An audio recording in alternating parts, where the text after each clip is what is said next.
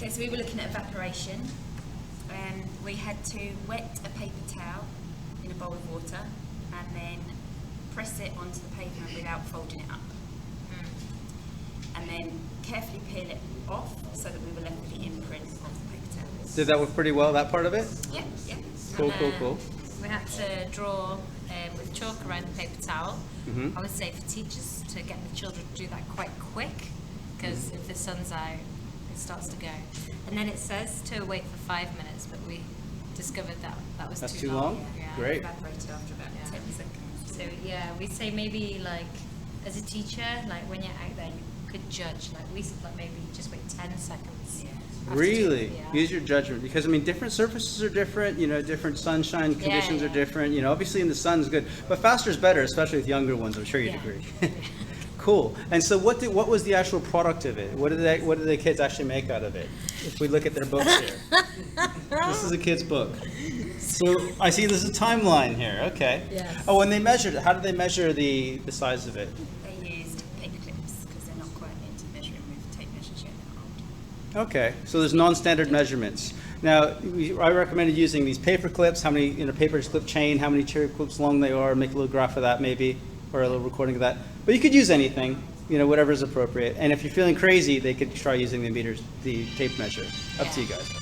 Thanks so much. Thank you. What was yours all about? Determining which is the most appropriate material to make a catboat mask. Mm-hmm. So I think it's good because it allows the kids to manipulate the resources you have provided here. I found that the popsicle stick is the best material because it bends, it's flexible, it snaps back, and it floats. And can I make one observation here? Yeah. The students, what the skill we're looking for is actually taking information and making judgments about it, right? Now, even if they could say what you said there, and you could record it, why not? Yeah. That'd be that wonderful makes sense. evidence too. Easy done, because these are young ones. This is just KS1, remember? So, I mean, and then how do they record what they did? By putting it like this, you actually have some evidence of the work that the kids. So they can actually take a different material like the popsicle stick and Right. such, and then they can just paste it into their books. Right. That's wonderful evidence, isn't it? And then along with the notes next to it saying this was the bendiest, this Best one is this was most, this one would float, this one's the worst. Different categories. Right. Right. Like for example, paperclip. Would you say it bends, but it doesn't bounce back. Right. So that wouldn't be much good for a catboat mask. No. And at the end, what they write? They write the best The best one is. material would be the popsicle stick. And ideally, they'd say, you start filming now. Okay, year 3, we're investigating how different numbers of magnets stacked together affect how far a paperclip can be pulled from. Now, what we found is it's ideal to use a plastic ruler, not a metal ruler, for obvious reasons. Well, it's not obvious. It's because there's a magnetic attraction between the steel and a ruler. So put the ruler down over a light surface because it's see-through. And what you're going to do is take a paper clip and you put the paper clip just at 0. So it kind of goes along with what they're doing in math. And the first thing we'll do is we'll take one of the magnets. There's a lot of these magnets in the box. We'll gently move it forward until snap. And it came up 2 centimeters. Okay, say 2.0 centimeters. Let's put that paper clip back. Now we'll try 2 magnets stacked together. Try it again. Move it forward. And it pulled at pretty close to 3 centimeters. Isn't that cool? Nice data here, okay? And then do one more. And it's wonderful music. 3 centimeters. We are at 3.5 centimeters. I found it. So the point is, ideally, I know that I'm just kind of faking this here. The skill they're looking at is 2 things. Reporting on findings for inquiries, including oral, written explanations, displays, or presentation of results and calculations. So if they can explain to you what happened, and you can film it or whatever, that would be fine. If they could write something about what they thought happened in a presentation orally as well as written. And identifying different similarities and changes are really simple scientific ideas. So if they can see that as they changed the number of magnets, it changed the distance that could get pulled from. Any kind of evidence of identifying that's there. Now notice what they're not necessarily being assessed on is the reporting, like making graphs. So what that means is they're not making a graph of it necessarily. If you want to do that, by all means. But the skills that are being assessed are these two right here, and they're very explicit. Cool, that's it. All right, so for year 4, their skills that they're looking to be assessed are recording, observations, making measurements, and looking at classification. And they can use that through a range of different tools, whether it's a table, parallel diagram, or a Venn diagram or a chart. So what they're looking at are snakes, lizards found here in the Cayman Islands, between the 3 islands. And the cool thing is that they get to use 2 websites to collect data. They start to look and investigate basically on the types of snakes, on the types of lizards. And what they have to do then is come up with a way in how they would sort these different animals. And what we came up with was possibility of a child looking at, starting by color. They may start to look at if something's green, blue, or brown, possibly even black.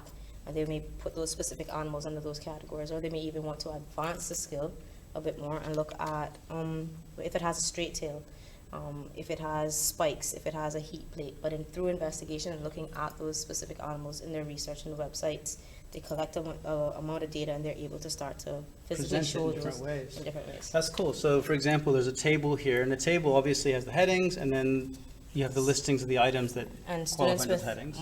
a slightly stronger understanding will start to label those, and they'll break down more stronger reasons for why those are in those categories. Excellent. Because at year 4, they should be able to, do more with tables, but they need to be able to add their own headings and stuff like that. And they need to be able to explain why those are in there, which means they have to have a content background, which adds content to the skill. That's how we roll. Now, the Carroll diagram, not everyone's familiar with that. It's actually Lewis Carroll, the Yes. Looking Glass and all, and Alice in Wonderland and all that good stuff. His diagram is very simple. It's something has a quality. Or does not have a quality. That's And it. Oftentimes when I see children trying to navigate between where would they put the feature of the animals in this case.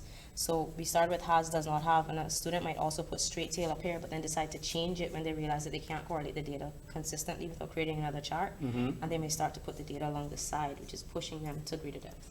That's cool, but I mean, that becomes actually a different representation, which is not invalid. invalid, But I but mean, the it's- nice thing about the Carroll diagram is so easy. You can have like Yes or no. legs or no Legs, legs. Because we're looking at snakes and lizards, right? So that's an easy one to do. Awesome. And then how about, did we get into doing a dichotomous key here at all with No, these not guys? yet. Okay, well, that's the basic idea. Now, that's the trickier thing, right? It's not going to happen automatically for the guys, but there are resources for modeling move it. keys that are available in the old legacy colon stuff, for example, and that should help you guys out. You feel okay? Thanks so much, guys. Any other tips or tricks, by the way? I guess start to use those probing questions in terms of, especially when it comes to the iguanas, looking at the features of it. Some of them have similar features, but they're still very different in terms Cool. of the species. So starting to probe and asking them why the data would be changed is important for them to start to analyze how they're going to represent their data in a meaningful and effective way. And get yourself to the iguana park. Get yourself to Queen Elizabeth Park. That's another the tip, future. I'd say. Could also Give me a video of that. physically go and collect these animals and just look at them over time and then physically write down the differences that they're seeing. Absolutely, absolutely. I mean, the skill is what's being assessed, not so much the context. I mean, you have your fish tank in your classroom, for example. They could classify those. Well, which Rock we and- do, they always go. Why we not? talk Why about not? it. But having the little Caymanian aspect's a little icing on the cake. Yeah. All right, thanks a lot, guys. All Year right. 5, what'd you guys do? So we were dissolving Skittles because the 6 weeks we're looking at changes of materials. And the 2 assessed points are to record measurements using a table and also to present the same data in different ways. So we're going to be doing that as a table and as a line graph. Wonderful. And all we were doing was checking how far the dye traveled from the Skittle over a period of time. So the Skittle was placed in the center. There's already this kind of layout to guide the students so they don't have to measure with a ruler or tape measure themselves. They Right, simply- because that wasn't the skill, you know? Yeah. So that way it's just focusing on taking the measurement.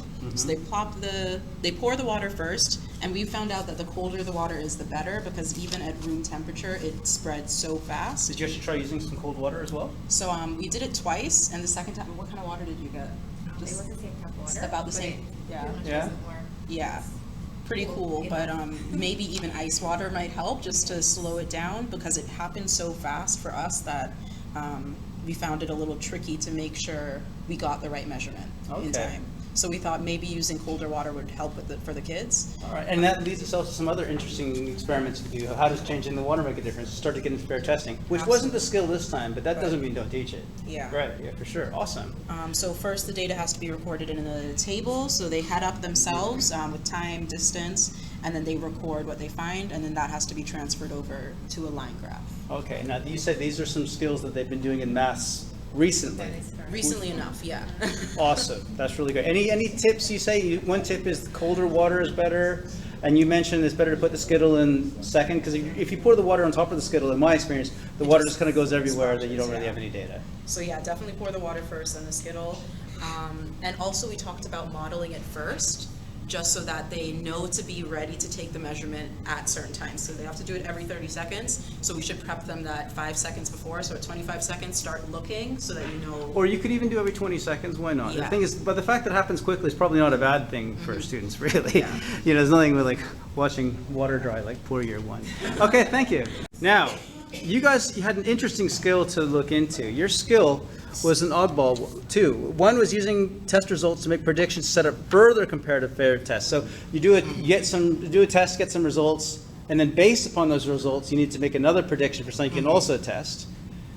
And also you have to identify evidence that can be used to support or refute an argument. Now that's a bit of a tricky one, but if you say the argument is basically something simple like, you know, different beaks are best adapted to different foods, well, you might have some evidence for that. Okay, enough of me. What'd you guys find? So we would have the kids make predictions first based on the types of beaks, how long they think it would take the bird to collect the beaks and the seeds and eat them. Mm-hmm. So we created a corral diagram. Is that a curl dry, or is this Some type of table? table, sorry. Yeah. So we had the time for each type of beak, and then the 2 types of seeds, large seeds and sunflower seeds. Awesome. And And they do the large seeds first, right? We did And the then they large make a seeds with prediction, all the 3 beaks first. And then Okay. we did the smaller seeds. Wow.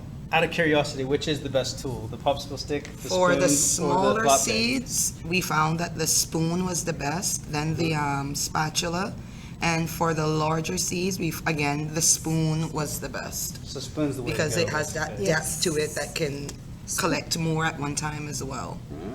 And also we noticed that when we started to do the smaller seed with the popsicle stick, we noticed it was thick. So because of that hindered the bird from collecting the seeds. Whereas the flat part of the spatula, it was thinner, the bird was able to pick up the seeds with much more ease. Cool. And so do you have any tips for running this experiment for other year 6s around the organization? It should be the same student doing the eating of the seeds and stabilizing the container. Or wherever maybe, the you know, spoon is. one student could be stabilizing, Yeah, another one, recording. yeah. You know, they can have roles and stuff, for sure. Awesome. That's cool. Now, the thing is, when we look at what the students produce, you know, it's good that there's this table and everything is great, because, what's really nice is it's important to have, for the evidence that you need, you kind of need the students to come ahead and say, based upon what we found with the first experiment, I think the best for the smallest seeds will be so-and-so. I know it seems a little bit twee, but they need to write something like that in order to show that they've got that evidence of that skill. Do you see what I'm saying? Yes. Because they need to show that they actually use the old results to inform the prediction for the new results. So ideally, the students' work should have that reflected somehow.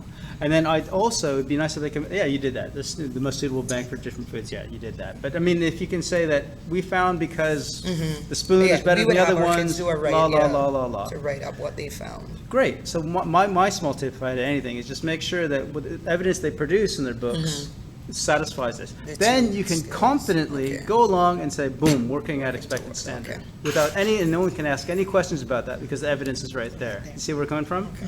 Awesome.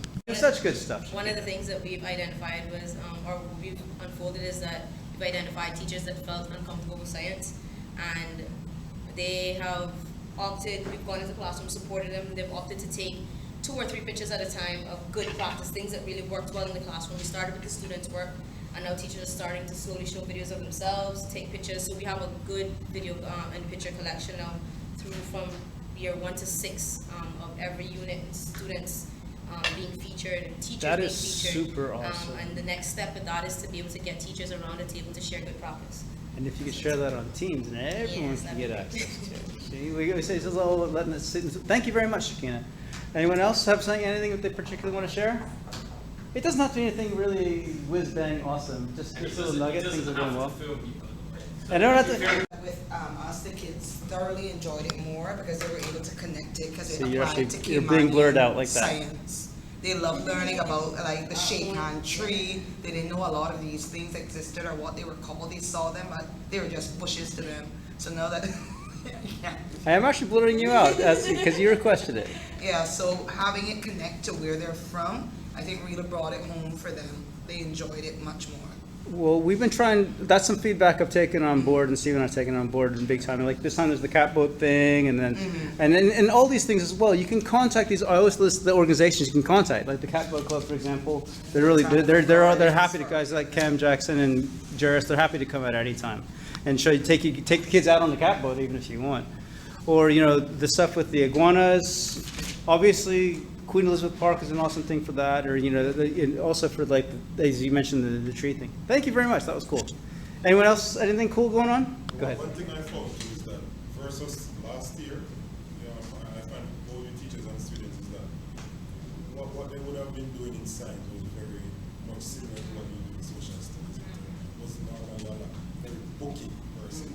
Booky. Versus this year now, where they have very hands-on. They have one probably in class activity, and the next science session is always an investigation. Oh, I'm so glad to hear that. But especially if they can get evidence of it in their books, one way or another. It doesn't need to be anything fancy, but what's really good, it's wonderful students to do that great learning and everything, but if there's evidence in the books, nobody can come back to you and say, you don't have evidence that they're at expected standard. Because if you can have something in there, like, I'm not saying work backwards in this, but, you know, then you can say, look, I can confidently say the student met the standard. But that's awesome. I love the outdoor stuff. The kids are even, like, if a week or whatever might happen in school or activities, and They get want to do science. They're asking for it. they do science, but they know there is an experiment. That says something about you guys, I think. That says something a lot about you guys. But especially at West Bay, you guys do some awesome stuff. Chickens hatching and all that stuff in Frater's class and everything. And anyone else have something quickly to share? I promise I won't film you. Okay, I'm turning it off. I don't want to be Okay, Turn it off. Turn it off. facing the sky. I want the Brack to hear it. This is really the same with us. Like, I think in the past, science hasn't really been taken as seriously as a subject, and I've definitely seen like a shift in how science is, you know, taken. The teachers are taking it a bit more seriously. The children are excited, and this exactly the same. Like, I think our science used to be like very content based and not very much hands-on stuff going on, but you see there's a lot more of a buzz, and Oh, that's people are really good to excited hear. to do hands-on. And, That's cool. That's cool. Anyone else? I'm not videoing and just audioing it. It's just for the Brack. All right. If anyone has anything else to say, we're going to say thank you very much, Stephen, for fighting to get this possible, and our Mr. Miller, and thanks so much for coming, PSLs. Bye. Now, the materials. It's 16:58. We did it with 120 seconds to spare.